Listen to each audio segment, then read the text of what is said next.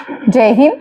आज के current affairs देखते हैं। सबसे पहले वन लाइनर है, क्योंकि साल खत्म होने पे जा रहा है। कल से हम कल 24 दिसंबर है। कल से हम पूरे साल का वन लाइनर डिस्कस करेंगे। ठीक है, सारे क्वेश्चन जितने भी हैं वन लाइनर जैन टू दिसंबर तक जितने भी इंपॉर्टेंट करंट अफेयर है उनकी हाईलाइट्स रहेंगी। एमसीक्यूज नहीं रहेंगे, वन लाइनर रहेंगे।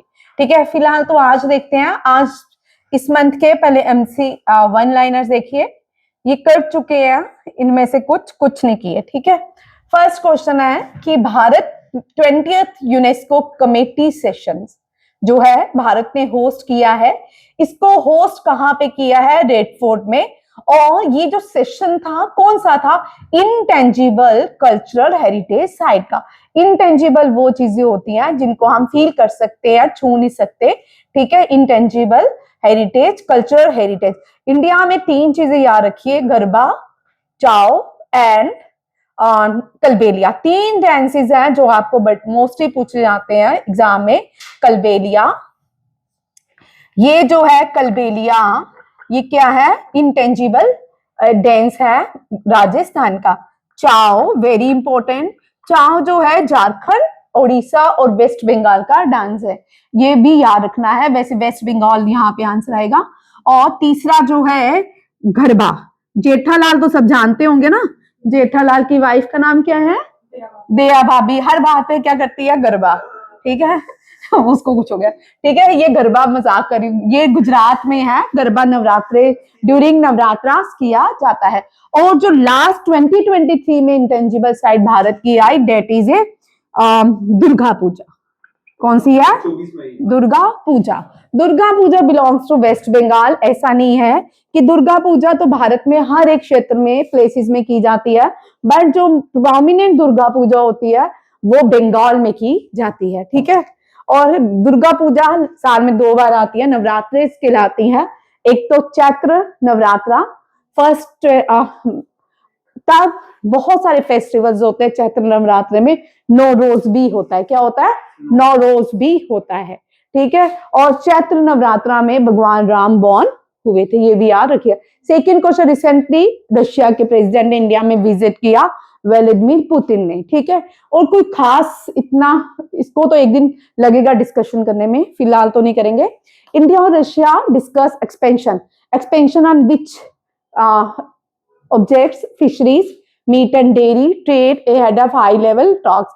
बहुत कुछ हुआ, वो एक एक करके एक दिन इसके ऊपर डिस्कशन करनी है, क्योंकि वो इंपॉर्टेंट क्वेश्चन है। नेक्स्ट आता है, ये हर साल होता है international science festival, Panchkula Haryana में स्टार्ट हुआ। और यहाँ पे पार्टनर कंट्रीज कौन सी हैं? इस तरह के क्वेश्चन भी अभी करने हैं। नेक्स्ट आते हैं वर्ल्ड साड़ी डे। साड़ी जो है heritage cultural heritage of India है। ये क्या हो गया? ये कल्चरल हेरिटेज ऑफ इंडिया है। और वर्ल्ड साड़ी डे हम सेलिब्रेट करते हैं 21 दिसंबर। 21 दिसंबर वर्ल्ड शॉर्टेस्ट डे भी होता है नॉर्दर्न हेमिस्फीयर में। और इस दिन हम क्या मनाते हैं? Meditation day. 21 दिसंबर को मेडिटेशन डे। नेक्स्ट देखते हैं, फिर से भी आगा नहीं, दो क्वेश्चन, 2 बार एक प्रेजेंटेशन को बना लिया। नेक्स्ट देखो, इंडियन आर्मी ने अपनी अचीवमेंट की है, ये माउंट कैंगतो। माउंट कैंगतो अरुणाचल प्रदेश में है, नॉर्थ ईस्ट में है। और 7 सिस्टर स्टेट है ये अरुणाचल प्रदेश। इसकी हाईएस्ट जो पीक है कैंगतो है। अब ये बड़ा इंपॉर्टेंट है, क्यों? 7 sister state. 7 sister state important क्यों है? क्योंकि रिसेंटली बांग्लादेश में वहां पे डिमांड की जा रही है, they demand not 7 sister state. 7 sister state Bharat में है। कहां पे है? भारत में। मींस भारत ने जिस देश को एक हिस्से को देश बनाया, वो आज भारत की ही स्टेट्स की डिमांड कर रहा है। वो कौन सा देश है? बांग्लादेश। ठीक है, और कैंगतो जो है हाईएस्ट पीक है किसकी? अरुणाचल प्रदेश की। मैंने 7 सिस्टर स्टेट्स की सारी पीक्स लिखी हैं, देखते जाओ। अरुणाचल प्रदेश कैंगतो, नागालैंड की माउंट सरामती, मणिपुर की माउंट थिम्पू, मिजोरम की इसको ब्लू माउंटेन भी कहते हैं पावनगुपी, मेघालय की शिलोंग, असम की जो हाईएस्ट पीक है ये मेंशन नहीं है। ठीक है, बारेल रेंज में आती है धीमा हसाओ। क्या है? डीमा हसाओ, ठीक है, डी फैक्टो है, डी जुरिया नहीं है। अननेम सिक्किम की कंचनजुंगा, और सिक्किम जो है ये हिमालयन पीक है, क्या है, हिमालयन पीक। दोबारा देख लो जो नए बच्चे हैं, केटू और कंचन जुंगा। केटू जो है ये क्या है, ट्रांस हिमालयन, क्या है, ट्रांस हिमालयन, और ये हाईएस्ट पीक है भारत की। ये क्या है, हाईएस्ट पीक है, ठीक है, ये भी याद रखिए।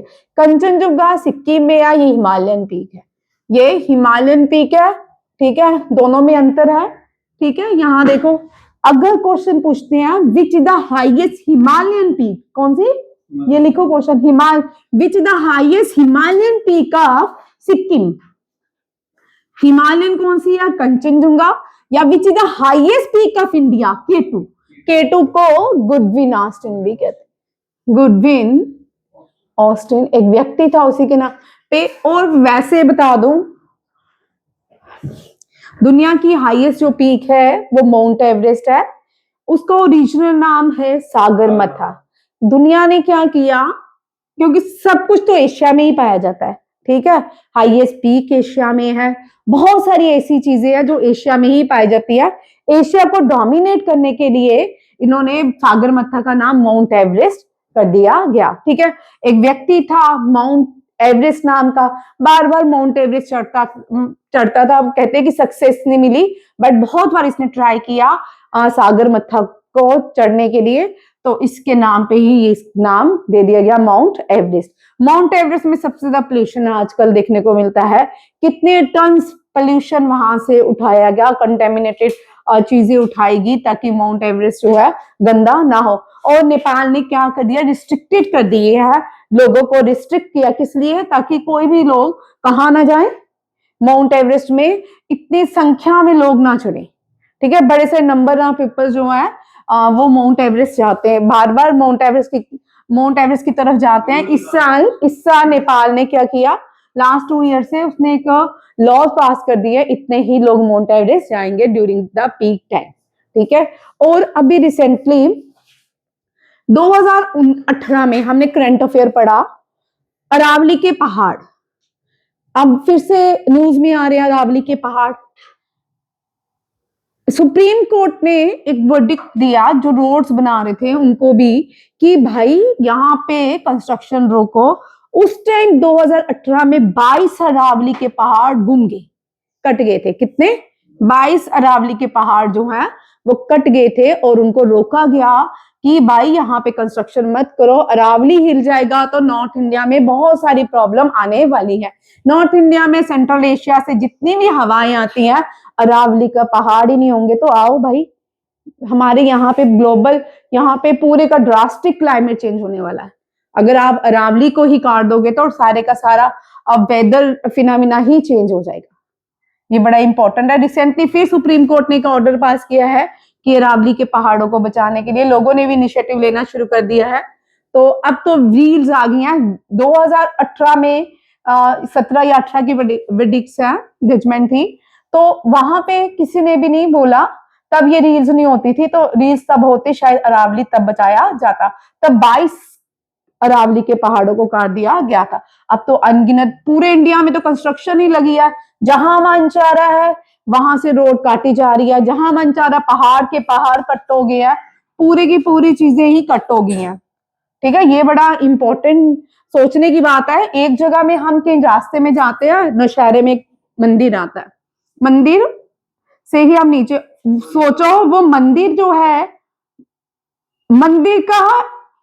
मंदिर ऊपर रह गया, वो पहाड़ ही काट दिया, कितनी नीचे जमीन मतलब रोड आ गई है, मंदिर ऊपर दिखता है और वो पहाड़ ही गुम। कितने पहाड़ काटोगे, कितनी डेवलपमेंट करोगे, कहाँ भारत को ले जा रहे हो, इतनी डेवलपमेंट क्या करेंगे, जिस डेवलपमेंट से आगे डिजास्टर होने वाला है। इस साल वैसे भी आपने बहुत सारे फ्लड्स देखे, नेचुरल फिनोमिना तो देखा ही हमने, देखते हैं क्या क्या लाती है धरती माँ। धरती माँ अपने रिवेंज लेने पे आएगी तो बहुत कुछ ले जाएगी। राजस्थान भारत की पहली स्टेट है जो 100%, वेरी इंपॉर्टेंट क्वेश्चन, ये वेरी इंपॉर्टेंट लिखो भाई, स्पेशल इंटेंसिव रिवीजन जिसको सर कहा गया है, 100% डिजिटाइजेशन होगी, इलेक्ट्रोल रोल। यहाँ पे अब कोई भी, जितने भी लोग भाग रहे हैं भारत से, वो किसके अंदर भाग रहे हैं? सर के अंदर। मीन स्पेशल इंटेंसिव रिवीजन हो रही है भारत में, इनके फोर फादर कहाँ रहते थे, सारी चीजें पता करवाई जा रही हैं।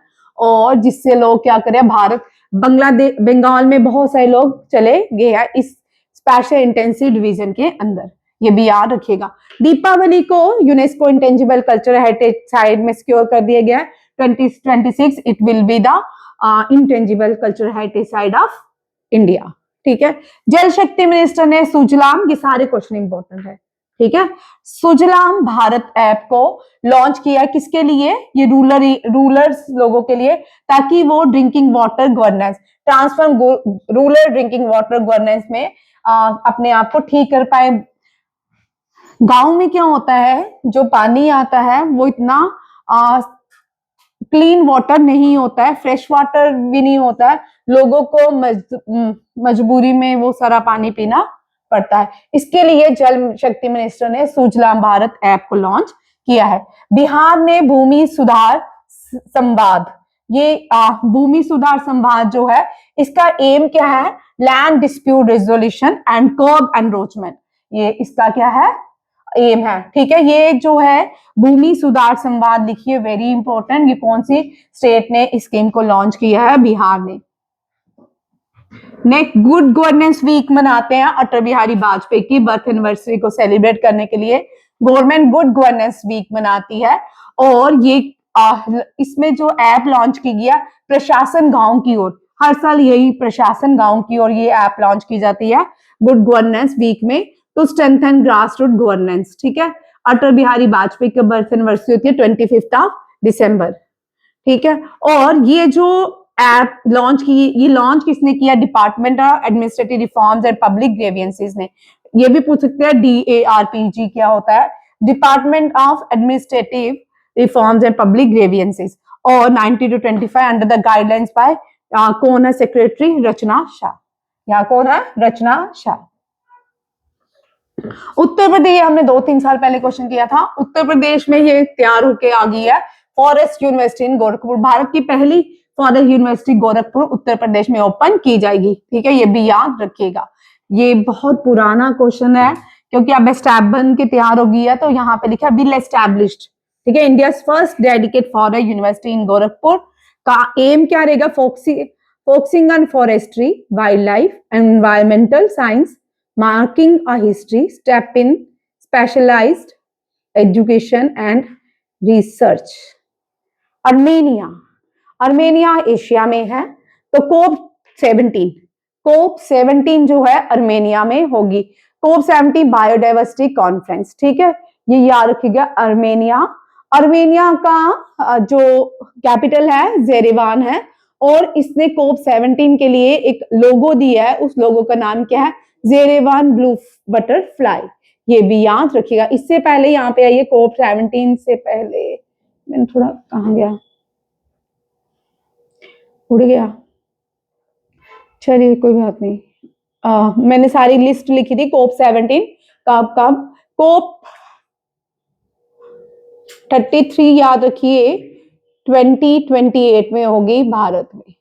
Very important question. आज नेशनल मैथमेटिक्स डे सेलिब्रेट किया जाता है। नेशनल मैथमेटिक्स डे किसको डेडिकेट किया जाता है? श्रीनिवासन रामानुजन। ये आपने सोनी टीवी में या किसी टीवी में इसके ऊपर चैनल में रामानुजना के ऊपर सीरियल भी आता है आजकल, मैंने देखे 1-2 बार, कहीं देख रहे थे बच्चे। तो मिनिस्ट्री ऑफ एक्सटर्नल अफेयर जो है, पी कुमारन, ये इंडियन डेलीगेट को ले गए हैं United Nation Alliance of Civilization में। कहां पे? Riyadh, Saudi Arabia. Riyadh, Saudi Arabia में United Nation Alliance of Civilization summit हो रही है, उसको लीड कर रहे हैं भारत के ministry of external secretary P Kumaran. याद रखिएगा, P Kumaran led the Indian delegation at the 11th United Nation Alliance of Civilization held in Riyadh, Saudi Arab. और इसका थीम देखो, 2 decades of dialogues for humanity, ये इसका थीम है। और आरबीआई ने इंपोज किया है कोटक महिंद्रा बैंक को ₹61.75 lakh penalty. Very important question. और आरबीआई का भी हेडक्वार्टर मुंबई में है, कोटक महिंद्रा बैंक का भी मुंबई में है, ये भी याद रखिएगा। ब्राजील, ब्राजील जो है इस साल ब्रिक्स की कहां पे हुई? ब्राजील में 3 चीजें देखिए। ब्राजील ब्रिक्स की जो समिट्स होती हैं, ब्रिक्स नहीं, शेरपास फॉर ब्रिक्स,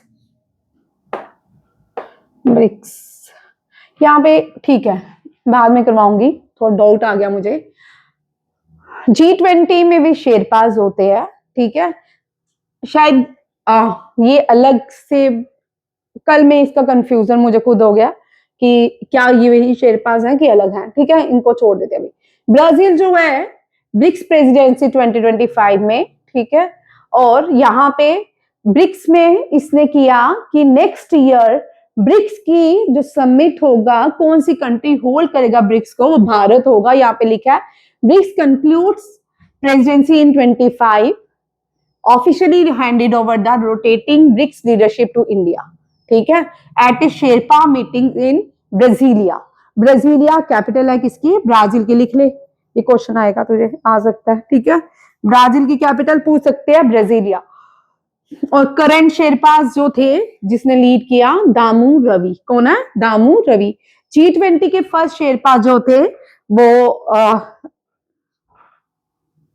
उनका नाम पीयूष गोयल, और सेकंड शेरपा जो थे अमिताभ कांत था, ये भी याद रखिएगा। ब्रिक्स समिट 17 जो है रियो डी जेनेरियो ब्राजील में हुआ, under the theme strengthening global south cooperation for a more inclusive and sustainable governance. और यहाँ पे न्यू मेंबर याद रखिए कौन से बने हैं, Egypt, Ethiopia, Iran, Saudi Arabia, UAE and Indonesia. BRICS means Brazil, Russia, India, China and South Africa. New देश जो बने ब्रिक्स के member, Egypt, Ethiopia, Iran, Saudi Arabia, UAE and Indonesia. Egypt जो है अफ्रीकन देश है, इथियोपिया भी African देश है, ईरान एशिया में है, सऊदी अरेबिया भी एशिया में है, यूएई भी एशिया में है, इंडोनेशिया साउथ एशियन देश है। कौन सा देश है? साउथ एशियन देश। याद रखिएगा ये सारे पॉइंट्स। ब्रिक्स नाम ब्रिक्स ही रहेगा, इनके ऐड नहीं होंगे। अब 10 मेंबर हो गए हैं ब्रिक्स के। कितने मेंबर हो गया? 10 मेंबर हो गए हैं। और BRICS stand for Brazil, Russia, India, China and South Africa, and including Egypt, Ethiopia, Iran, Saudi Arabia, UAE and Indonesia. मुस्कान क्यों नहीं आ रही 2 दिन से? यहीं तक रखती हूँ आज क्लास, ठीक है, क्योंकि आज थैंक यू, जय हिंद। छोटी क्लास